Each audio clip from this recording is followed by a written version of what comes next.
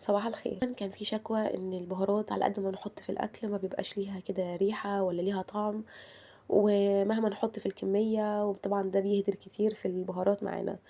فطبعا انا حبيت ان انا اوريكم الفيديو ده حلو جدا. تقدروا انتوا تعتمدوها، البهارات كده هتبتدي انتوا تحسوا بطعمها وبريحتها وبتفرق جدا جدا جدا. فلو اول مرة تشوفوني، انا ده عمر. ما تنسوش تشتركوا في القناة ولايك وشير لو عجبكم الفيديو، ويلا بينا نبتدي. انا هنا جبت الكمون، وفي طاسة كده نضيفة وتكون ناشفة هنحطه على النار، وهنبتدي ان انتوا زي ما انتوا شايفين كده نقلبه ونفضل دايما معاه، ما نسيبوش خالص عشان ما يتحمصش او يتحرق مننا. هي الفكرة هنا ان احنا بندفي الحبة علشان خاطر تطلع كده من الزيوت اللي فيها، عشان لما نطحنها تبتدي ان هي تطلع كده يعني افضل حاجة عندها، سواء كانت من الريحة او من الطعم. فنبتدي ان احنا زي ما انتوا شايفين كده نقلب الكمون كويس، واحدة واحدة كده. النار ما تبقاش عالية، نوطي النار عادي ونقلب كده واحدة واحدة من كل الاتجاهات. وهنا خلاص دفي، ببتدي ان انا احطه في الكبة اللي هنطحن فيها، وهطحنه طحن ناعم. يعني انا ما بضيفش على الحاجة ملح. لو حابة تضيفي براحتك، بس انا ما بضيفش، بحب كل حاجة بتبقى يعني مستقلة كده، وما يكون يعني من غير ملح.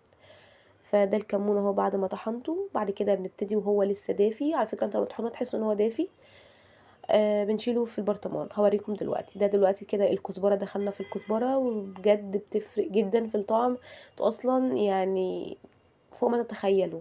فبجد جربوا الموضوع ده، هيفرق جدا معاكم وفي الاستهلاك البهارات والاهدار. فالكزبرة اهي انا برضو بعملها بنفس طريقة الكمون.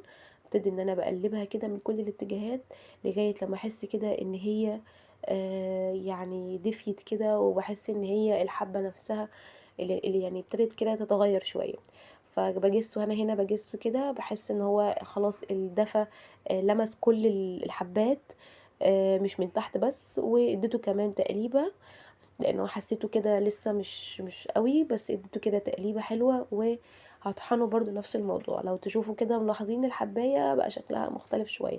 احنا هنا مش بنحمص، احنا هنا بندفي الحبة، بنغير كده من مسارها وبنخليها تطلع زيوتها وتطلع كده الريحة بتاعتها علشان تبان في الاكل. فخلي بالنا ما نسيبش البهارات ايا كان نوعها ونطلع كده ونعمل حاجة ولا اي حاجة. نقلب كويس من كل الاتجاهات كده على طول زي ما انتوا شايفين. بس كده خلاص. هبتدي برضو ان انا افرمها نفس الكلام. هاخد البهارات بتاعتي اللي هي الكزبرة، وابتدي ان انا احطها في الكبة بعد ما خلاص انا اتأكدت ان هي تمام من كل الاتجاهات وان هي دفي وتمام. هطحنها طحن ناعم برضو، وهنا برضو مش بضيف ملح. هطحنها طحن ناعم. وده شكلها شايفين ده على فكرة ده مش دخان، ده دفى، يعني سخونية، حتى الكبة نفسها سخنة. فبجد كانت ريحتها فظيعة. حطيتها اهو في البرطمان ونقفل عليها، وهي اول ما نطحنها على طول ما نسيبهاش تطلع البخار بتاع اللي هو المادة بتاعتها نفسها. الفلفل الاسود بصراحة انا بحب احطه في الشوربة وفي الحاجات دي زي ما هو، عشان اقدر اشيله تاني بسهولة. مش بحب ان هو يفضل في الحاجة غير في السلطات بس. فبسيبه زي ما هو كده زي ما انتم شايفين، وبحطه في برطمان مقفول كويس قوي، او علبة محكمة الغلق. ودي كانت الكزبرة اللي احنا طحناها، واللي جنبها دي كان الكمون. الشوية دول كانوا الكمون. دي كانت قرفة خشب انا جبتها.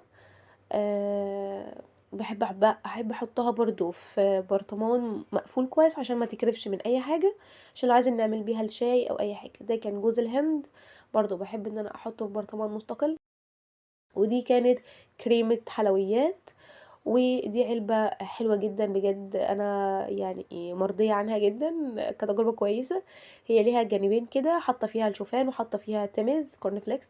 ودي علبة تانية حاطة فيها الكركديه. وبكده اكون انا خلصت. في فيديو تاني برضو عن اسعار البهارات كلها اللي رحت للعطارة، فلو حابين تتفرجوا عليها تلاقوه عندي في القناة. واتمنى ان انتوا تشتركوا في القناة. وشكرا جدا وباي باي.